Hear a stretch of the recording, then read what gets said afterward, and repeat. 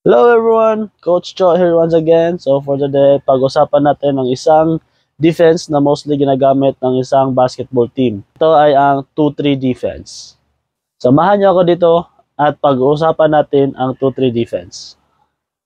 So dito guys, nakita natin itong mga green na to, ito defense. Itong mga blue, ito yung offense. Then ito yung positioning ng 2-3 defense, which is 1 and 2. 1 is point guard, 2 is shooting guard, 3 small forward, 4 power forward, 5 ay yung center. Pag andito yung bola guys, nagdadala yung point guard, make sure natin na meron nag-on ball defense. Tsaka ito yung positioning ng 2-3 pag nag-on ball defense yung number 2.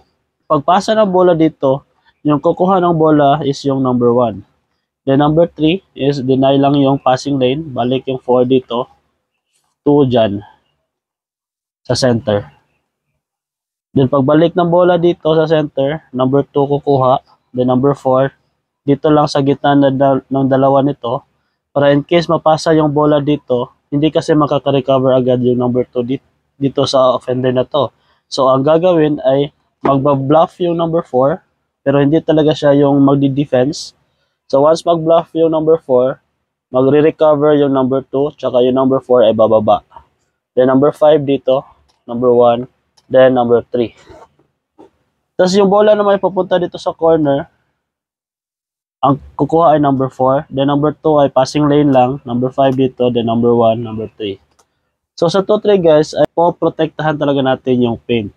So yeah, yun guys, sana meron kayong natutunan sa video na to. And if you want videos like this, just comment down below.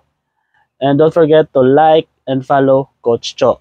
And before I end this video, shout out ko lang yung gumawa ng t-shirt ko, Project Back. Salamat. Bye-bye!